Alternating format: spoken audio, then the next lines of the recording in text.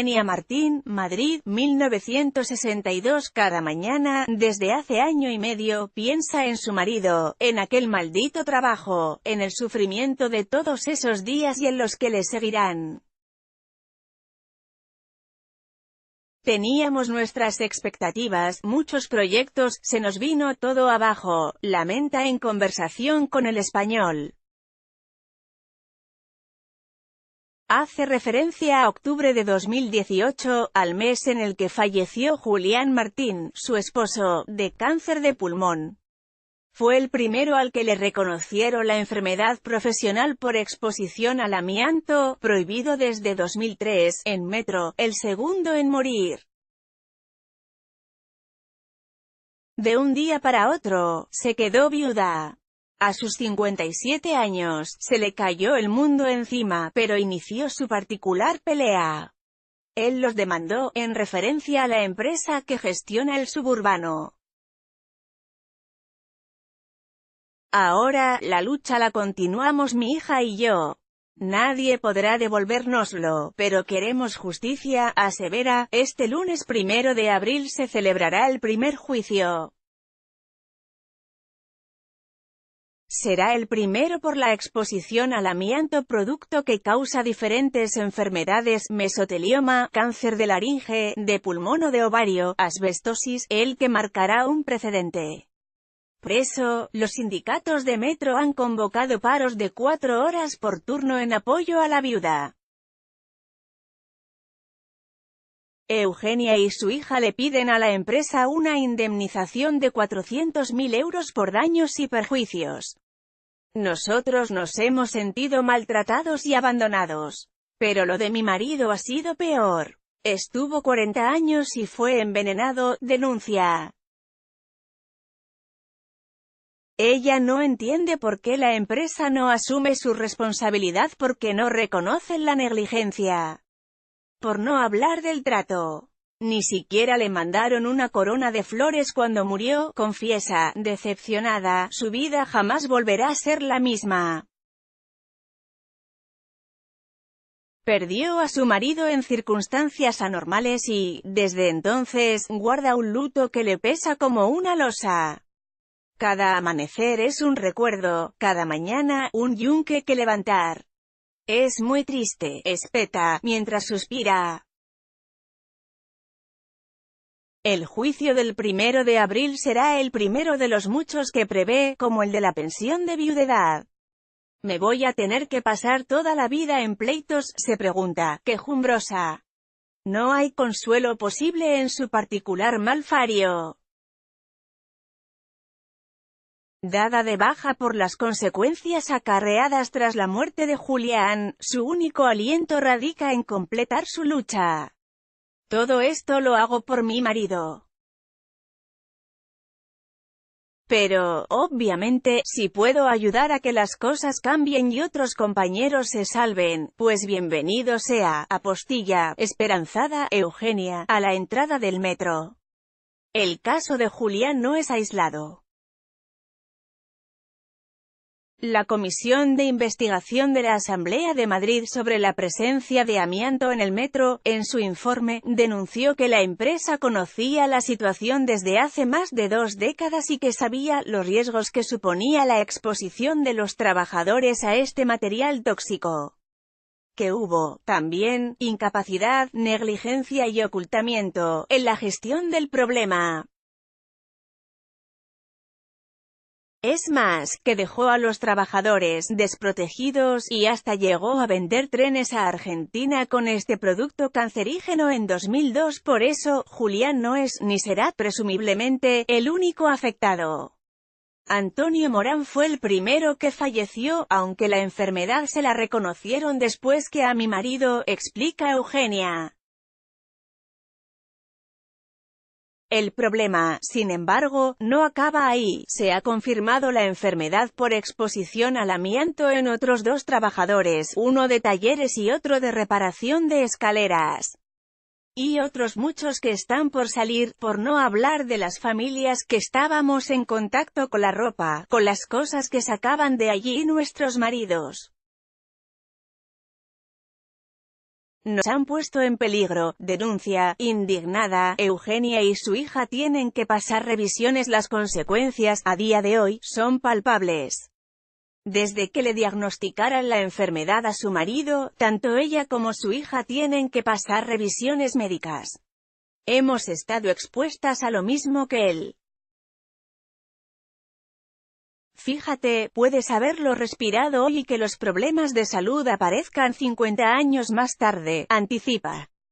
Por eso, la Comunidad de Madrid ha llegado a buscar a jubilados de Metro para que se hagan reconocimientos. Va a ser difícil de probar en los que ya están muertos. Pero los que están en activo o tienen cáncer, la Seguridad Social tendrá que determinar si lo son, por el amianto, explica Eugenia, antes de entrar en el metro. David Palomo, el español ahora, ella lo tiene claro, sabe cuáles son las consecuencias de la exposición al amianto.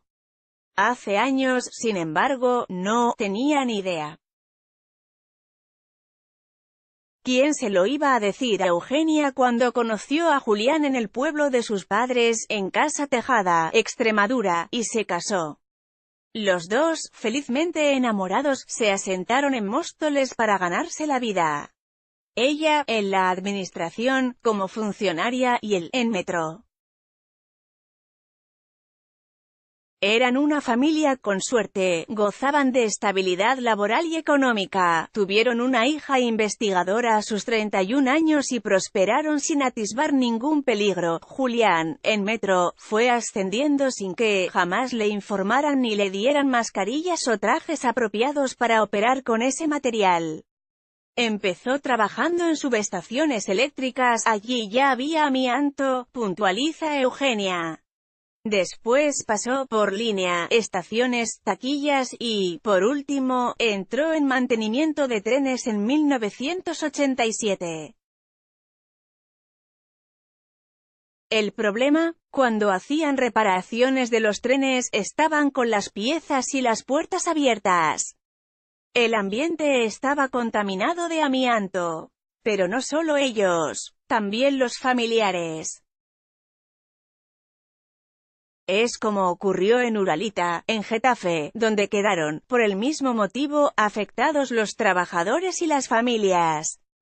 De hecho, en este último caso, el Tribunal Supremo confirmó en enero de 2019 la indemnización de 260.000 euros a 10 familiares de 4 mujeres fallecidas por amianto, cuyos esposos eran empleados en la fábrica. Cáncer de laringe y de pulmón. Eugenia y su marido, durante todo ese tiempo, no fueron conscientes de nada.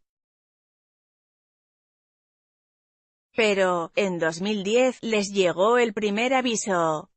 Julián fue al médico y le diagnosticaron cáncer de laringe. Quedó bien. Nadie pensó que estuviera relacionado. Era algo que podía ocurrir. Pero la afección fue a más. En 2017, de nuevo, tuvo que acudir al hospital. Fue derivado a neumología del Hospital de Móstoles. La primera doctora que lo vio, que es magnífica, desde el primer momento, se dio cuenta. ¿Ha estado usted en contacto con amianto?, le preguntó. En principio, no, le contestó. Porque hace 15 años, trabajaron en el encapsulado de piezas que llevaban amianto, recuerda Eugenia, viuda de Metro. David Palomo, el español. Las sospechas se confirmaron tiempo después, se trataba de una enfermedad por exposición al amianto. Julián demandó a la empresa y falleció en octubre de 2018. Su mujer y su hija, en aquel momento, decidieron seguir su lucha. Este lunes, en el primer juicio que se celebrará por este motivo, pedirán 400.000 euros por daños y perjuicios, pero también auxilio para los que puedan estar afectados. No tenían trajes homologados por la Unión Europea ni mascarillas, se queja Eugenia.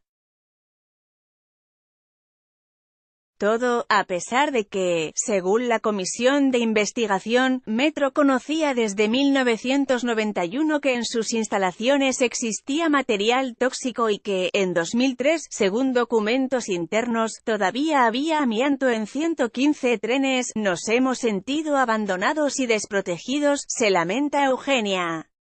El maldito amianto, denuncia, le quitó a su marido. El mundo se le cayó encima. Desde entonces, afectada por la situación y de baja en su trabajo, su vida ha cambiado por completo. Ha quedado impregnada, en todos los sentidos, por el amianto. No piensa otra cosa. Mi hija me manda noticias. Nos damos cuenta de todo lo que se ha hecho mal. Por eso sigue luchando.